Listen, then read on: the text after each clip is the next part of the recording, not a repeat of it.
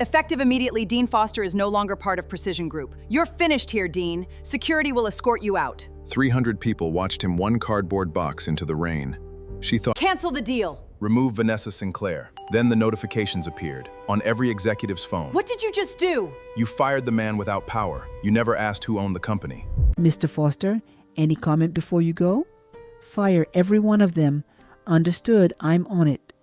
Nobody in that auditorium, watching a single dad carry one cardboard box past 300 silent co-workers into the cold October rain, knew the truth. This counterstrike had been moving in total silence for 11 months. The beautiful CEO smiling on that stage, the one the magazines called untouchable, had 6 hours left. By 5 p.m. she would learn exactly what she'd just lost, and exactly who had been in control the whole time. She thought she'd fired an aging consultant with a contractor badge. She had just fired the only man in the building who owned every share she was about to sell. Have you ever been mistaken for the smallest person in a room you built? Stay with me. In 6 hours, that mistake gets a price tag. His name is Dean Foster, 42 years old, and until 8 months ago, he believed one simple thing.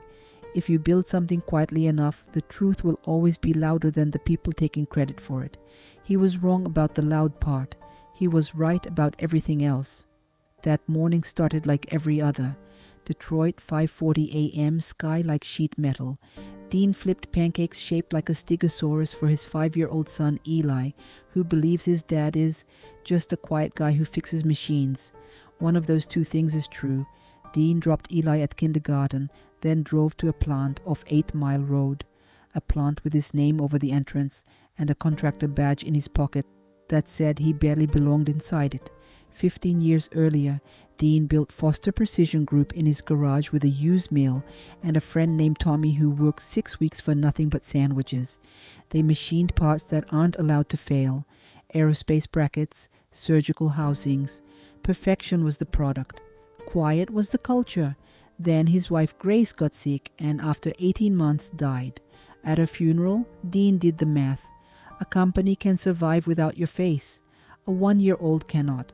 So he stepped down as CEO and moved 62% of the company into a family trust bearing his wife's and son's initials, the GE Foster Trust. Sole trustee, him. On paper, the majority owner became a name nobody ever checked. Then he hired his replacement, Vanessa Sinclair. Camera ready, a smile built for magazine covers. She'd run the boardroom, he'd keep the machines honest, and make school pick up by 3:15. New hires just called him Dean from engineering. He liked it that way. For a while it worked. Then it drifted. The garage photo in the lobby vanished into a storage box marked Archive. An 11-page magazine profile crowned Vanessa, the woman who built Foster Precision. Dean's name appeared 0 times. Dean poured his coffee and said nothing. Then came the meeting that changed everything. Vanessa pushed a titanium supplier switch missing safety certifications, pure cost-cutting on parts that go into human bodies. When Dean flagged it, she smiled for the room. Dean, sweetheart, the certifications are a formality. This is why legacy overhead is a line item I keep having to defend. Legacy overhead. The room laughed, because she was watching them laugh. Dean didn't argue. He wrote one word on his legal pad, drift. Then he flagged every titanium lot for inspection himself and stayed late that night with a stack of invoices and a red pen. 4 hours in, he found it. A vendor called Meridian Advisory Group. Vague invoices, $30,000 a month, ballooning to $1.1 million, always spiking right before a board meeting. The trail led to a condo owned by Julian Sinclair, Vanessa's brother. Dean didn't feel rage.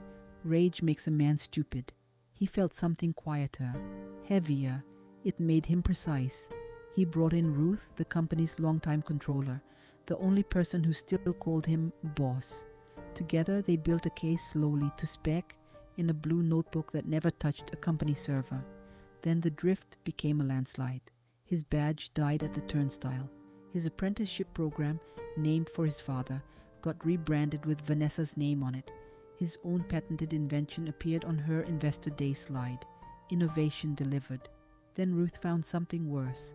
Someone in the CEO's office was pulling ownership documents, the trust filings.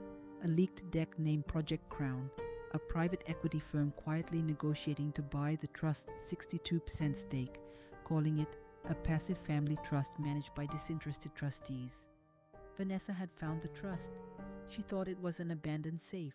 She was half right. There was a ghost in that building. It just wasn't Grace. It was Dean.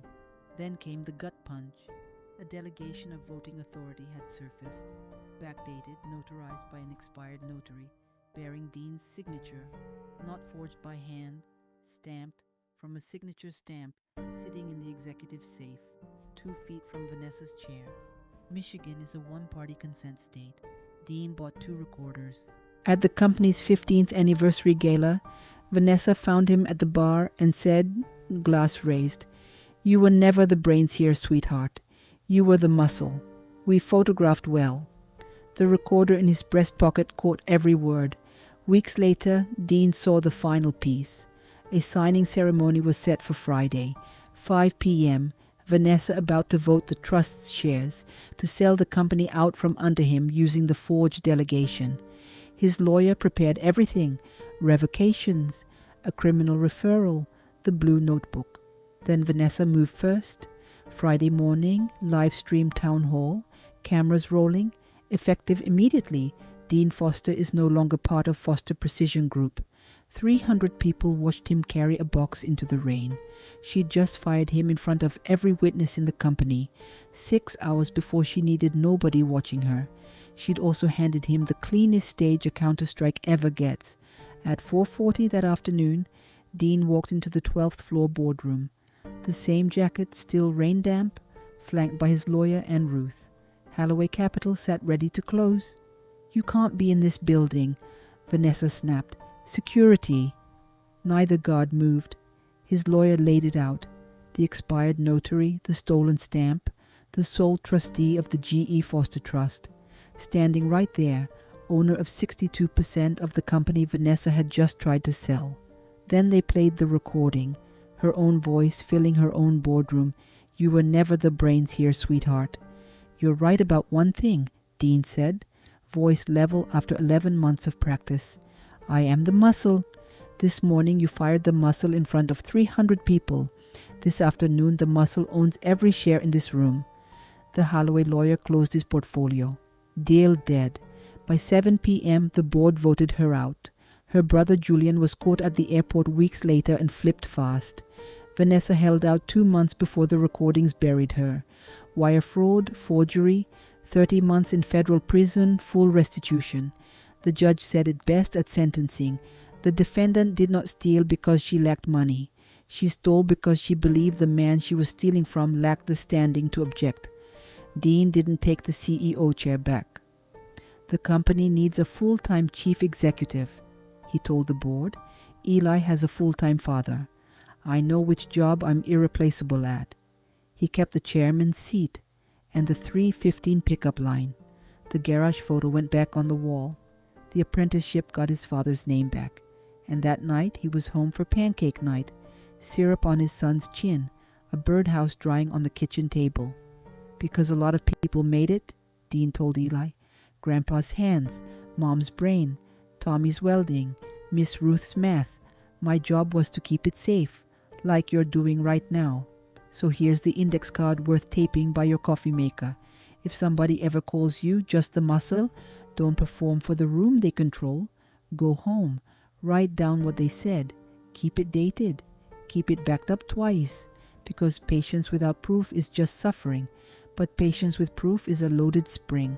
Have you ever built something quietly and watched somebody louder take the credit? Tell me in the comments. I read everyone. If this hit you somewhere real, share it with someone who's ever been called just the muscle. And subscribe. We tell the quiet owner stories here every week. What you build counts, even before your name is on it.